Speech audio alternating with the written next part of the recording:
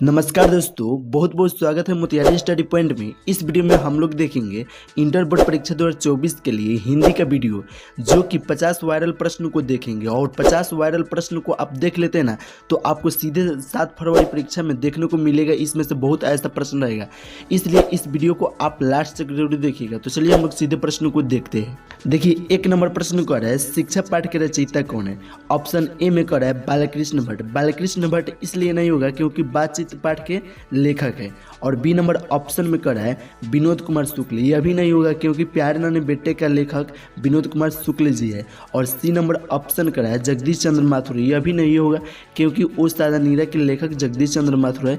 और D number option कर है जे कृष्ण मूर्ति। यही होगा क्योंकि शिक्षा पाठ के लेखक जे कृष्ण मूर्ति है। और प्रश्न भी पूछा गया था कि शिक्षा पाठ के रचयिता कौन है, तो जे कृष्ण मूर्ति है। एक का राइट आंसर क्या होगा? डी होगा। देखिए, 2 नंबर प्रश्न हम आपको ऐसे प्रकार से बता रहे हैं कि आपका एक भी प्रश्न परीक्षा में नहीं छूटेगा। मान लीजिए 50 ऑब्जेक्टिव प्रश्न देख रहे हैं, तो इसमें से ऐसा बताएंगे कि आपको 150 ऑब्जेक्टिव प्रश्न के बराबर हो जाएगा। इसलिए इस वीडियो को आप लास्ट तक जरूर देखिएगा। तो चलिए हम लोग 2 नंबर प्रश्न को देखते हैं। यह प्रश्न कर है, हंसते हुए मेरा अकेलापन के लेखक कौन है? ऑप्शन ए में कर है नामवर सिंह। नामवर सिंह नहीं होगा क्योंकि प्रगीत और समाज के लेखक है। साथ में इस सबको याद करते चलिएगा। और बी नंबर ऑप्शन करें मलयज। मलयज ही होगा क्योंकि हंसते हुए मेरा अकेलापन के लेखक मलयज है। यानी कि 2 का राइट आंसर बी होगा। चलिए 3 नंबर प्रश्न को देखते हैं। यह प्रश्न कर रहा है, रचने और भोगने का रिश्ता कैसा होता है? तो याद रखिएगा द्वंद्वात्मक होता है। यानी कि 3 का राइट आंसर क्या होगा? ए होगा। और 4 नंबर प्रश्न बहुत ही महत्वपूर्ण प्रश्न है। यह प्रश्न कर रहा है, मलयज का कविता संग्रह है। तो याद रखिएगा मलयज का जो कविता संग्रह है ना, वह जख्म पर धूल है। यानी कि 4 का राइट आंसर बी होगा, जख्म पर धूल। देखिए, 5 नंबर मलयज से ही रिलेटेड प्रश्न है, जो कि कह रहे हैं मलयज का जन्म कब हुआ था? तो मलयज का जन्म 1935 में हुआ था। आप लोग याद रखे रहिएगा, मलयज का जन्म अगर पूछेगा कब हुआ है तो 1935 में। चलिए अगला प्रश्न को देखते हैं। 6 नंबर प्रश्न कराया, 6 नंबर के प्रश्न कराया। यह प्रश्न कराया, अपलक में कौन सा उपसर्ग है? उपसर्ग मतलब पहले वाला, कोई शब्द के पहले जो बनता है उससे हम लोग उपसर्ग कहते हैं। तो अ प्लस पलक हो जाएगा, अधन पलक। यानी कि अ राइट आंसर होगा। 6 का आंसर डी होगा। चलिए 7 नंबर प्रश्न को देखते हैं। यह प्रश्न कर रहा है, संकल्प में उपसर्ग कौन होगा? समधन कल्प होगा। यानी कि राइट आंसर सी होगा। 8 नंबर प्रश्न को देखते हैं। यह प्रश्न कर रहा है, आदर्श शब्द। आदर्श शब्द का विशेषण क्या होगा? तो याद रखिएगा आदर्श शब्द का विशेषण आदरणीय होता है। यानी कि 8 का राइट आंसर डी होगा। अगर जो भी प्रश्न का आपको आंसर याद है तो आप कमेंट करते चलिए, क्योंकि आपको ऐसा इतना ना बहुत ऐसा एक्सपीरियंस करा देंगे कि आपका परीक्षा में एक भी प्रश्न नहीं छूटेगा। इसलिए आप लोग राइट आंसर जो होगा आप कमेंट करके आंसर बताते चलिए। अगर जो याद है उसको भी, और जो नहीं याद है उसको भी कीजिएगा, तो आपसे गलती होगा तो उससे एहसास होगा, तो उसको फिर से याद कीजिएगा। चलिए 9 नंबर प्रश्न को देखते हैं। यह प्रश्न कर रहा है, अर्थ शब्द का विशेषण है। तो अर्थ का आर्थिक होता है। 9 का राइट आंसर क्या होगा? सी होगा, आर्थिक। अब हम लोग 10 नंबर प्रश्न को देखेंगे। यह प्रश्न कर रहा है, उदय प्रकाश का जन्म कहाँ हुआ था? तो मध्य प्रदेश में हुआ था। अगर परीक्षा में सीधे प्रश्न देखने को मिलेगा, उदय प्रकाश का जन्म कहाँ हुआ था, तो याद रखिएगा मध्य प्रदेश में। और मार दीजिएगा राइट आंसर बी। चलिए 11 नंबर प्रश्न को देखते हैं। यह प्रश्न कर रहा है, उदय प्रकाश का कहानी संग्रह है। तो उदय प्रकाश का कहानी संग्रह है वह सुनो कारीगर है। यानी कि 11 का राइट आंसर क्या होगा? डी होगा, सुनो कारीगर। अगर आपसे हम प्रश्न पूछते हैं कि उदय प्रकाश का जन्म कब हुआ था, तो आप कमेंट करके थोड़ा बता दीजिएगा। चलिए हम लोग अगला प्रश्न को देखते हैं। और देखिए 12 नंबर प्रश्न कर रहा है, तिरी शीर्षक पाठ के लेखक के पिताजी के कितने साल के थे? तो याद कीजिएगा 55 साल के थे। तिरिस जो है ना, वह शीर्षक पाठ के लेखक जो थे उनके पिताजी कितने साल के थे? तो 55 साल के। याद रखिएगा साथ में। तो चलिए हम लोग अगला प्रश्न को देखते हैं। 13 नंबर प्रश्न कर रहा है, शिक्षा शीर्षक पाठ के अनुसार सत्य की खोज तभी संभव है जब स्वतंत्रता हो, या चिंतन हो, या मनन हो, या विचार हो। तो याद रखिएगा स्वतंत्रता हो। यानी कि 13 का राइट आंसर ए होगा। अब देखिए 14 नंबर प्रश्न कितना महत्वपूर्ण प्रश्न है। यह प्रश्न क्या है, सुरक्षा हो सकती है, यानी सुरक्षा कहाँ हो सकती है, घर के भीतर या अंधेरे में या पलायन में या चुनौती को झेलने में। तो याद रखिएगा चुनौती को झेलने में। राइट आंसर 14 का डी होगा। 15 नंबर प्रश्न क्या है, जय कृष्ण मूर्ति के पिता का क्या नाम था।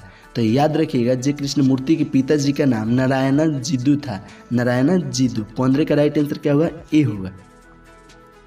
16 नंबर प्रश्न बहुत ही महत्वपूर्ण प्रश्न है। यह प्रश्न क्या है, कड़बक कहाँ से लिया गया है। कड़बक जो है वह कहाँ से लिया गया है, तो पद्मावत से लिया गया है।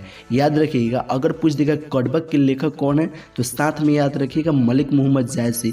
अगर उनका पूछेगा कि कड़बक जो है मलिक मोहम्मद जायसी का है, और फिर पूछ देगा मलिक मोहम्मद जायसी का जन्म कब हुआ था, तो 1492 में हुआ था। अगर मृत्यु पूछ देगा तो 1548 में मलिक मोहम्मद जायसी का हुआ था। साथ में आप ये सब याद करके रखिएगा।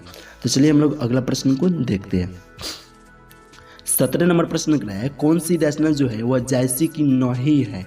तो देखिए जायसी की पद्मावत है, अखरावट भी है, आखिरी कलाम भी है, लेकिन मृगावती नहीं है। तो राइट आंसर डी होगा। चलिए 18 नंबर प्रश्न को देखते हैं। यह प्रश्न क्या है, चित्ररेखा किस कवि की रचना है। तो याद कीजिएगा चित्ररेखा और ऑप्शन से देखते हैं। ये नंबर ऑप्शन क्या है, विनोद कुमार शुक्ल। यह इसलिए नहीं होगा क्योंकि प्यारे नाने बेटे का लेखक विनोद कुमार शुक्ल है। और बी नंबर ऑप्शन क्या है, जयशंकर प्रसाद। यह भी नहीं होगा क्योंकि तुमुल कुलाहल कलह में जो है वह उसका लेखक है जयशंकर प्रसाद। और सी नंबर ऑप्शन क्या है, मलिक मोहम्मद जायसी की। यही होगा, यानी कि चित्ररेखा किस कवि की रचना है, तो मलिक मोहम्मद जायसी की। साथ में आप लोग याद रखिएगा उस सब प्रश्न को भी। चलिए 19 नंबर प्रश्न को देखते हैं। यह प्रश्न क्या है, पुस्तक शब्द कौन सी संज्ञा है। तो याद रखिएगा जातिवाचक संज्ञा है। पुस्तक अगर पूछ देगा शब्द कौन सी संज्ञा है, तो जातिवाचक संज्ञा। चलिए हम लोग अगला प्रश्न को देखते हैं। 20 नंबर प्रश्न क्या है, भावाचक संज्ञा का उदाहरण नहीं है। देखिए पहले ऑप्शन देखते हैं, ताजमहल। ए नंबर ऑप्शन क्या है, बी नंबर ऑप्शन क्या है, सुंदरता। और सी नंबर ऑप्शन क्या है, शत्रुता। और डी नंबर ऑप्शन क्या है, अच्छाई। देखिए इसमें क्या है, आप देखिए उसमें सुंदरता है, मान अच्छाई भलाई ये सब हटा के देखिए ताजमहल नहीं होगा। यानी कि भावाचक संज्ञा का उदाहरण क्या इसमें नहीं है, तो ताजमहल। राइट आंसर क्या होगा, ए होगा। 21 नंबर प्रश्न को देखते हैं। यह प्रश्न क्या है, भीड़ शब्द कौन सी संज्ञा है। तो भीड़ शब्द समूहवाचक होगा, यानी कि 21 का राइट आंसर क्या होगा, डी होगा।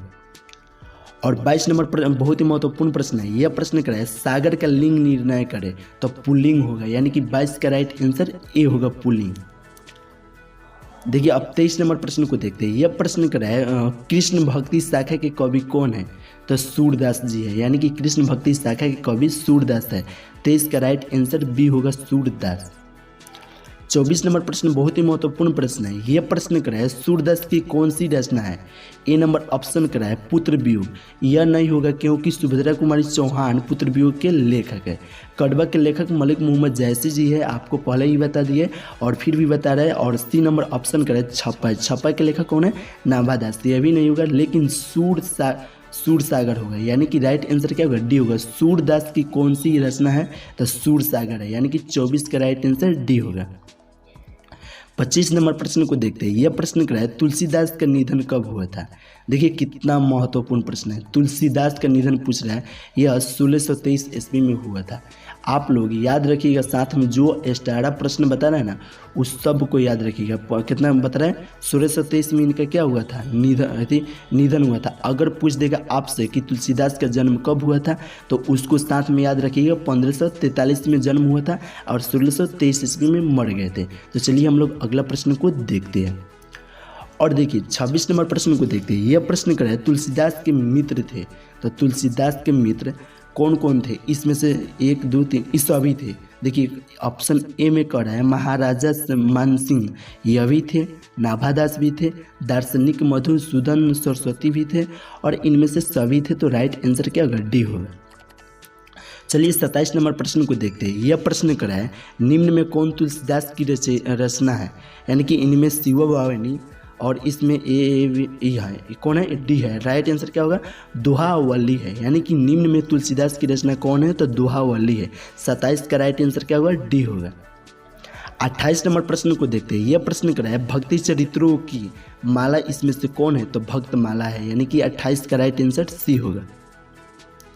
29 नंबर प्रश्न को देखते हैं। यह प्रश्न कर रहा है नाभादास जी किस धारा के संत थे, तो याद रखिएगा वैष्णव दर्शन के थे, यानी कि राइट आंसर क्या होगा, सी होगा।